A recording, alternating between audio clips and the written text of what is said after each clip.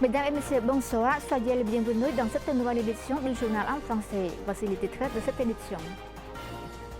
Rencontre entre le premier vice-président de l'Assemblée nationale et le président du groupe de l'amitié parlementaire Corée-Cambodge. Célébration de la Journée internationale des femmes. Signature d'un mémorandum d'entente pour renforcer le développement des ressources humaines et des compétences. Au cours d'une rencontre de travail avec son Excellence Yoon Ho-duk, président du groupe d'amitié parlementaire Corée-Cambodge, son Excellence Khetesitha Mandat Chiem Diep, premier vice-président de l'Assemblée nationale, a demandé au gouverneur de la République de Corée de réexaminer les conditions à vente d'avions de chasse à la Thaïlande afin de garantir la paix dans la région et d'éviter l'utilisation d'armes dans des actions agressive. Le 9 mars 2026, au palais de l'Assemblée nationale, lors d'une réunion de travail entre son Excellence Khetesitha Mandat Chiem Diep, premier vice-président de l'Assemblée nationale et représentant de Samdak Maharotsapithika Thapadai Khun Sodari, présidente de l'Assemblée nationale du Royaume du Cambodge, et son Excellence Yoon Ho-duk, président du groupe d'amitié parlementaire Corée-Cambodge, son Excellence Khetesitha Mandat a demandé au gouvernement de la République de Corée de réexaminer les conditions de la vente d'avions de chasse à la partie thaïlandaise afin de garantir la paix dans la région et d'éviter que ces armes ne soient utilisées dans des actions d'agression. Son Excellence le Dr Chiem Diep a clairement indiqué à son Excellence Yoon Ho-duk que la position ferme du Cambodge est de construire la paix avec les pays voisins, y compris la Thaïlande. Toutefois, il a souligné que le Cambodge rejette catégoriquement tout acte d'agression et toute utilisation de la force armée contre son territoire. Dans ce sens, il a demandé au gouvernement coréen d'examiner attentivement les conditions de la vente d'avions de chasse à la Thaïlande afin que ces armes ne deviennent pas des instruments d'agression et contribuent plutôt au maintien de la paix dans la région. Concernant les relations bilatérales, les deux dirigeants ont convenu que l'amitié entre le Cambodge et la République de Corée, qui dure depuis 55 ans, repose sur des bases solides. Les deux parties se sont engagées à renforcer la diplomatie parlementaire et approfondir le partenariat stratégique afin de répondre aux tensions géopolitiques mondiales.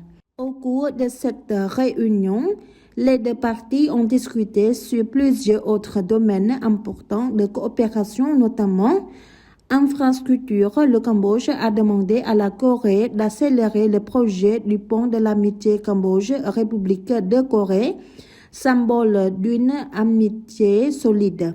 Économie et investissement, la partie coréenne a demandé au Cambodge de faciliter les activités commerciales de plus de 200 entreprises coréennes opérant au Cambodge, tout en promettant d'encourager davantage d'investisseurs et de touristes coréens à se rendre au Cambodge. Main-d'œuvre et éducation, le Cambodge a demandé à la Corée d'augmenter l'accueil des travailleurs cambodgiens et d'offrir des bourses d'études dans les domaines techniques aux étudiants cambodgiens, conformément à la stratégie pentagonale phase 1. Sécurité numérique, le Cambodge a réaffirmé sa forte détermination à lutter contre la criminalité transfrontalière et les escroqueries en ligne online scam. Enfin, son Excellence Yoon Ho-duk a salué le développement rapide au Cambodge et a promis d'encourager le gouvernement coréen à protéger pleinement les droits et les intérêts des travailleurs cambodgiens. Le ministère de l'Information a célébré le 115e anniversaire de la Journée internationale des femmes sous la présidence de son Excellence Net Petra, ministre de l'Information, et de son épouse. Le ministère de l'Information a le 9 mars 2026 célébré le 115e anniversaire de la Journée internationale des femmes sous le thème Paix et sécurité pour les femmes et les familles en présence de son Excellence Nét Petra, ministre de l'Information, et de l'Ojumteo Tuisrei Ratana Nét Petra, présidente honoraire de l'Association des femmes pour la paix et le développement, ministère de l'Information, avec la participation de 500 dirigeants et fonctionnaires. L'Ojumteo Tuisrei Ratana Nét Petra, présidente honoraire de l'Association des femmes cambodgiennes pour la paix et le développement, ministère de l'Information, a lu le message royal de Sa Majesté la Reine Mère Norodom Moninit Sihanouk, mère de la nation khmer. Ce message royal soulignait l'importance de la paix et de la sécurité pour les femmes et les familles, conditions essentielles à leur bonheur et à leur harmonie, tant physique que mentale. Il témoigne également de la contribution active des femmes à la construction et au maintien de la paix, condition indispensable au développement durable, à la stabilité et à la prospérité sociale. Son Excellence le ministre Nét Petra a déclaré que chaque année, le ministère de l'Information célèbre la Journée internationale des femmes le 8 mars afin de témoigner de l'attention et de la grande valeur qu'il accorde aux femmes pour leur contribution au développement social et économique et à la promotion de la sécurité et de la paix, tant au sein de la famille que dans la région et dans le monde. Selon le ministre, le choix du thème Paix et sécurité pour les femmes et les familles pour la Journée internationale des femmes du 8 mars 2026 est très approprié à la situation sociale actuelle au Cambodge qui a souffert de l'invasion de l'armée thaïlandaise, entraînant le déplacement de dizaines de milliers de familles, des dommages aux biens publics et privés, la perte de membres de la famille bien aimés, et surtout le sacrifice courageux des héros soldats dans la cause de la défense de la patrie cambodgienne. À cette occasion, Son Excellence Nét Petra a également mis en avant tout au long du conflit à la frontière cambodgienne-thaïlandaise, les femmes ont joué un rôle important dans la quête de la paix, efficacité et fierté. Parmi elles, les épouses et les familles de héros militaires se sont jointes aux encouragements à leurs maris et frères qui défendent courageusement le territoire cambodgien. Un mémorandum d'entente pour renforcer le développement des ressources humaines et des compétences a été signé par Son Excellence Heng Su, ministre du Travail et de la Formation professionnelle, et M. Jonathan Litcher, spécialiste international de Tibet auprès de UK Skill Partnership, en présence de Son Excellence Dominique William, ambassadeur du Royaume-Uni au Cambodge.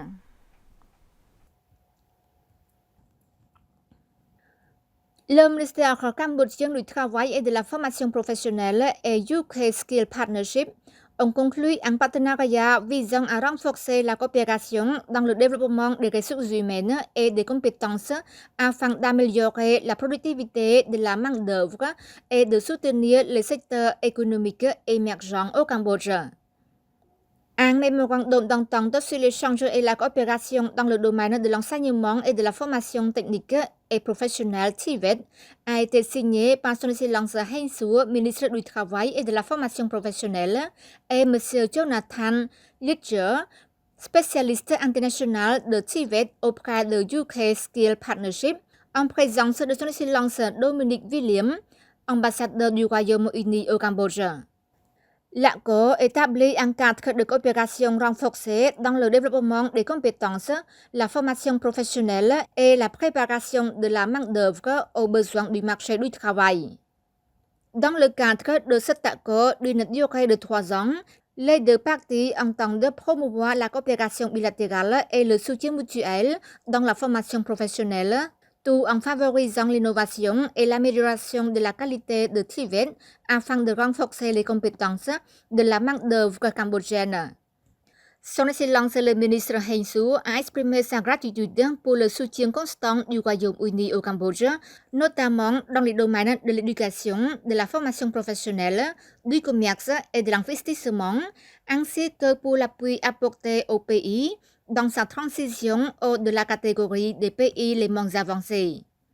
De son côté, son Excellence l'ambassadeur Dominique William a souligné que l'éducation et le développement des compétences jouent un rôle essentiel dans le processus de développement du Cambodge, notamment pour améliorer la productivité de la main-d'œuvre et soutenir l'émergence de nouveaux secteurs économiques. C'est la fin de notre journal. Merci pour votre fidélité au journal en français. Bonne suite de programme sur TVK et à demain.